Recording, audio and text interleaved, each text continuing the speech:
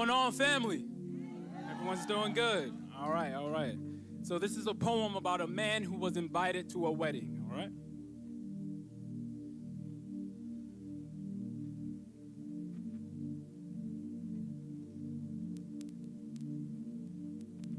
I received an invitation I never knew I needed, especially since marriage doesn't seem to work out nowadays.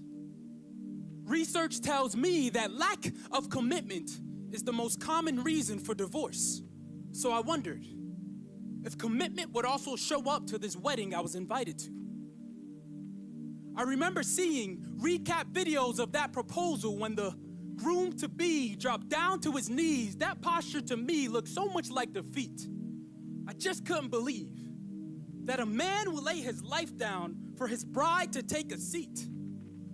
I mean, the man has to take on her lashes, take on her nails, pay all her debts, pay all her bills. Looks to me like deceit.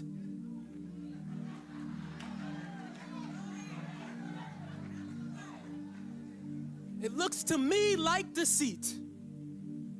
Like the apple Eve tricked Adam to eat. But looking deeper at that proposal, it seemed like the man had a plan and a gem up his sleeve. On the bottom of my invitation, it had options to accept or decline, and this time, I decided to accept. The day of the wedding arrived, and I threw on the best outfit I can find in my closet. The color palette of the wedding was light ivory, warm beige, and dark mocha, but it had nothing to do with our skins. The guest list was filled with people of all nations.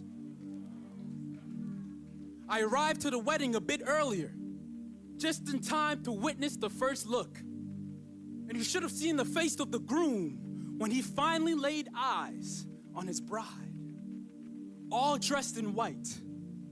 I mean, she appeared like a bouquet of flowers, freshly picked from the brightest section of the Garden of Eden. But I knew the bride. And although she did blossom with beauty, she had many thorns. She was a sinner. I mean, filthy. She always miscarried God's plans for her life, so plan B's were her go-to. She was a stallion that allowed men to ride her like merry-go-rounds for rounds, and around town, she was known as the woman who was quicker than cheetahs. She was a cheater who learned most of her ways from her uncle, who was also her tutor.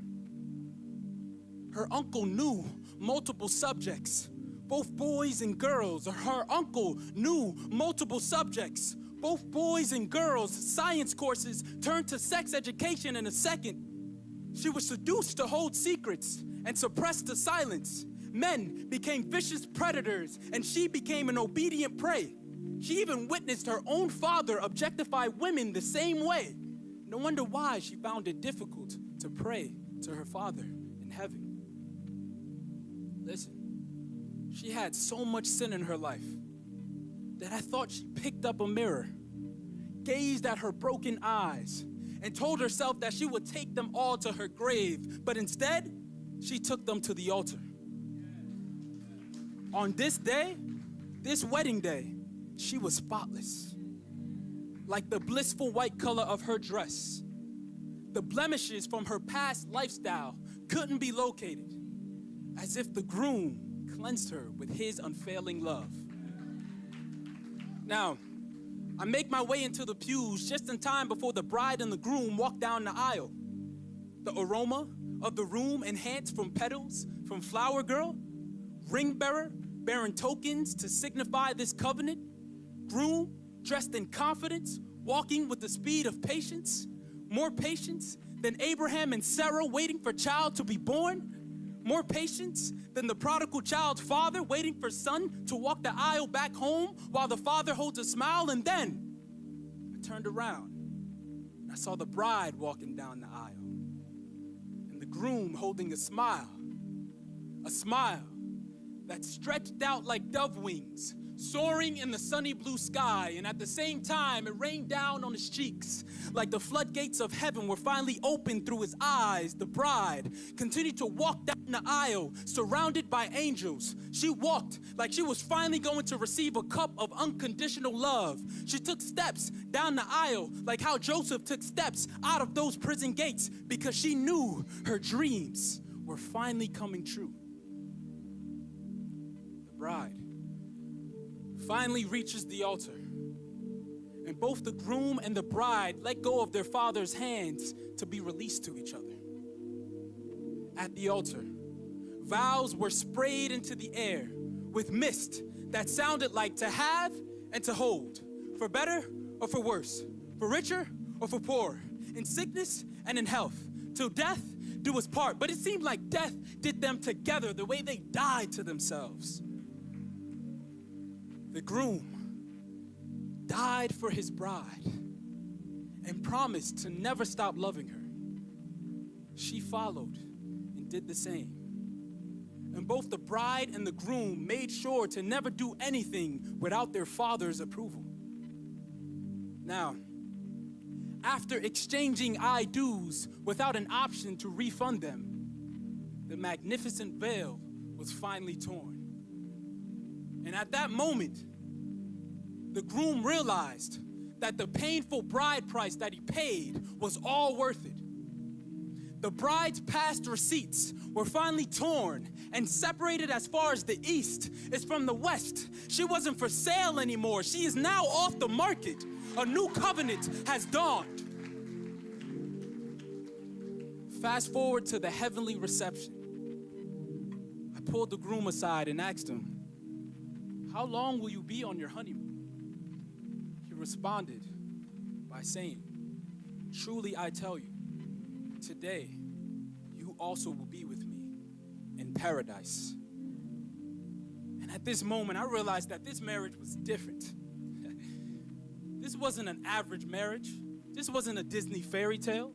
This was a true happy ever after. After speaking to the groom, I realized that this marriage was also for me and for all of us in here.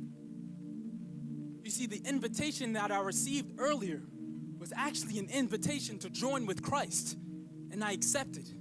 See, I was clueless that God, the creator of everything, designed marriage between a man and a woman to point to the eternal marriage between Christ and the church.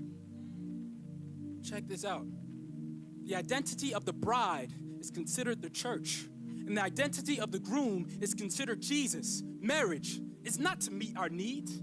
It's a covenant, a commitment that God made with us, packaged in love. No wonder why we admire the true love we see in happily married couples. This, by far, is one of the greatest metaphors used to represent God's love to us. So at the rapture, or should I say, on our official wedding day, we will unite with Christ, and the official wedding ceremony will take place. So everyone here, are you ready for that wedding? Well, here's your invitation. Will you accept or decline? And for those of you who already accepted in the past, let's continue to prepare for the greatest wedding that will occur here on earth. After all, it only takes one sentence to join. I do. Thank you.